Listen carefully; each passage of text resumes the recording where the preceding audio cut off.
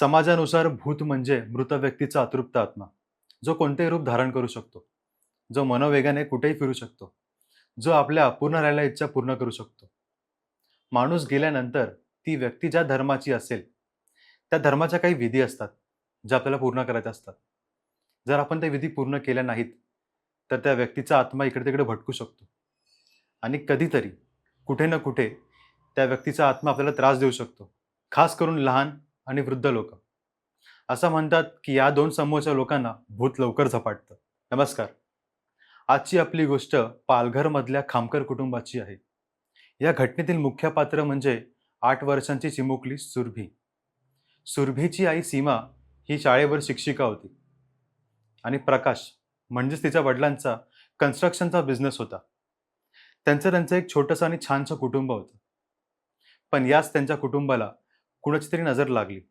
एक दिवस प्रकाश आपल्या नवीन घराच्या बांधकामासाठी शहराच्या बाहेर तलावाच्या काठी एक जागा विकत घेतो. त्या जागेवरती प्रकाश आपल्या नवीन घराच्या बांधकामाचं काम सुरू करतो. पण ज्या दिवसापासून ते बांधकाम सुरू होतं, त्या दिवसापासून रोज काहीतरी अडथळे यायचे आणि तिथलं काम थांबायचं.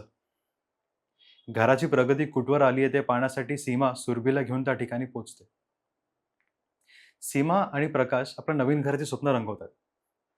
तोपर्यंत लहान सुरभी कधी खेळता-खेळता तलावाच्या काठावरती पोहोचते, हे त्यांनाच कळत नाही. तितक्यात सीमाचं लक्ष सुरभीकडे जातं. सीमा सुरभीला मोठ्याने हाक मारते. तोपर्यंत प्रकाश धावत जातो आणि सुरभीला तलावाच्या अलीकडे घेऊन येतो. थोडक्यात सुरभीचा जीव वाचतो. तिघेही संध्याकाळ झाल्यावरती घरी परत आले. रात्री जेवून झोपणार तितक्यात सुरभीला अचानक ताप आला.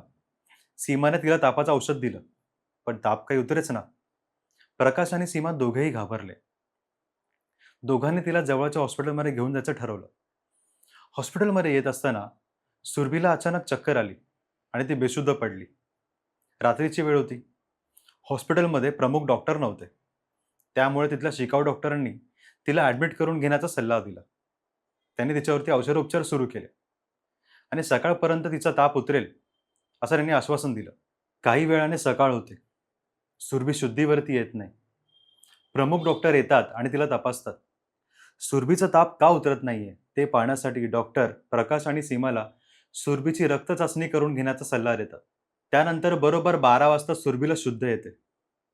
शुद्धीवरती आल्यानंतर सुरभी एकदम मोठमोठ्याने रडायला लागते. जणू तिला कोणीतरी मारलंय किंवा झोपेतून उठवलंय. सुरुवातीला सीमाला आणि प्रकाशला वाटतं की कदाचित तिला भूक लागली असेल, म्हणून ती रडत असावी. पण हे सगळं होत असताना सुरभी तिच्या पाठीवरून हात फिरवण्याचा प्रयत्न करत असते. ती हे का करते ते पाहण्यासाठी सीमा तिच्या अंगावरची चादर बाजूला करते आणि तिच्या पाठीवरती बघते. ते बघून सीमाला एकदम आश्चर्याचा धक्का बसतो. तितक्यात प्रकाश तिकडे येतो. दोघे तिच्या पाठीवरती बघतात आणि एकदम घाबरतात. कारण सुरभीच्या पाठीवरती चाबुकाने 3 मोठे फटके मारले असतील असे वळ उठलेले असतात.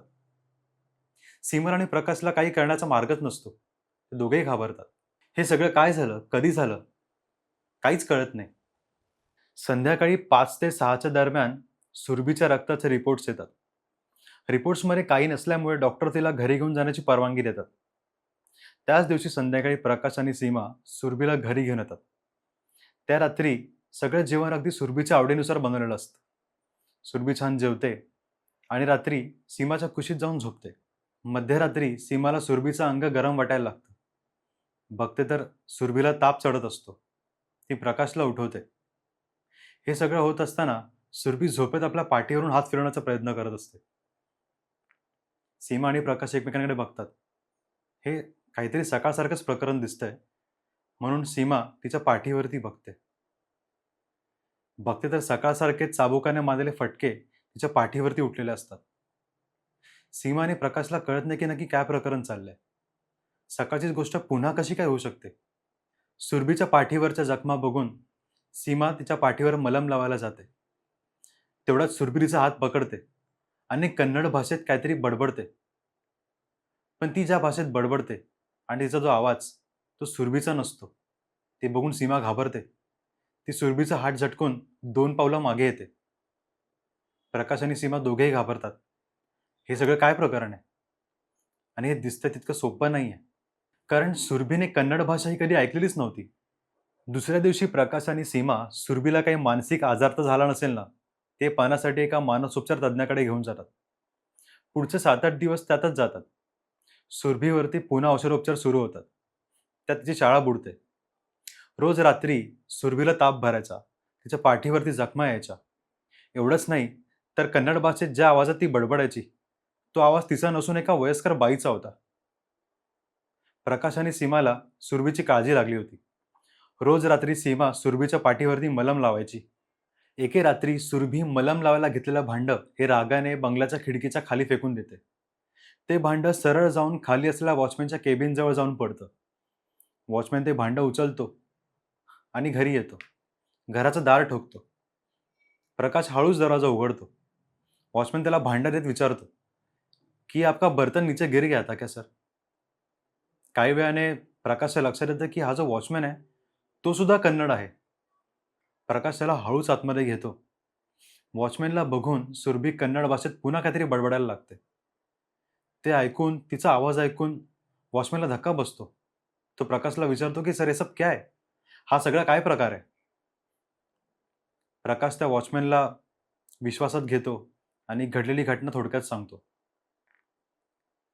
वॉचमॅनच्या पण लक्षात येतं, की सुरभी ज्या आवाजात बडबडते, तो आवाज तिचा नसून एका वयस्कर बाईचा आहे. तेव्हा त्याला कळतं, की सुरभीला भूतबाधा झाली आहे. तिला कोणीतरी झपाटलंय. वॉचमॅन सुरभीशी संवाद साधण्याचा प्रयत्न करतो. तेव्हा तिच्यातली बाई कन्नड भाषेत असं सांगते, की "तुम्ही ज्या जागेवरती घर बांधताय, त्याच्या बरोबर खाली माझ्या नवऱ्याने मला पुरून ठेवलंय. एक दिवस माझ्या नवऱ्याने माझा खून केला आणि मला तिकडे पुरून ठेवलंय. मला तिकडून बाहेर काढा आणि माझ्या सगळ्या विधी नियमानुसार पूर्ण करा. मगच मला शांती मिळेल." त्या बाईचं हे बोलणं वॉचमन प्रकाशपर्यंत पोहोचवतो. प्रकाश ते सगळं करायला तयार होतो. पण त्याची एक अट असते. तो असं म्हणतो, की "मी तुझ्या सगळ्या इच्छा पूर्ण करेन. पण त्यानंतर तू सुरभीला किंवा माझ्या कुटुंबाला कुठल्याही प्रकारचा त्रास द्यायचा नाही." वॉचमन प्रकाशचं हे बोलणं त्या बाईपर्यंत पोहोचवतो. काही वेळाने सुरभी बेशुद्ध पडते आणि दुसऱ्याच क्षणाला तिला जाग येते. त्यानंतर सुरभी तिच्याच आवाजामध्ये सीमाला हाक मारते. तेव्हा कुठे सीमा आणि प्रकाशच्या जीवात जीव येतो. दुसऱ्या दिवशी पहाटे लवकर उठून प्रकाश त्या ठिकाणी जातो, जिकडे त्याला पुरलेलं असतं. तो ती जमीन खोदतो आणि त्याला खाली खरोखर हाडांचा एक सापळा सापडतो. तो त्याला बाहेर काढतो आणि सांगितल्यानुसार त्या बाईच्या आत्म्याच्या शांतीसाठी तिचा अंतिम विधी पूर्ण करतो. तिला अग्नी देतो आणि तिला म्हणतो, की इथून पुढे मला, माझ्या कुटुंबाला आणि माझ्या सुरभीला कधीच त्रास देऊ नको. तो एक दिवस आहे आणि आजचा एक दिवस आहे. त्यानंतर सुरभीला किंवा त्याच्या घरच्यांना कुठल्याही प्रकारचा त्रास झाला नाही. तर ही होती आपली आजची गोष्ट. तर मित्रांनो, तुमच्याकडे सुद्धा असे काही भीतीदायक किस्से असतील किंवा गोष्टी असतील, तर तुम्हाला काय करायचं आहे? डिस्क्रिप्शनमध्ये Google फॉर्मची लिंक आहे. तुम्हाला जाऊन तो फॉर्म भरायचा आहे. जेणेकरून आम्हाला तुमच्यापर्यंत पोहोचता येईल आणि तुम्हाला आपल्या शोवरती येऊन तुमचे किस्से इतरांपर्यंत पोहोचायची संधी मिळेल.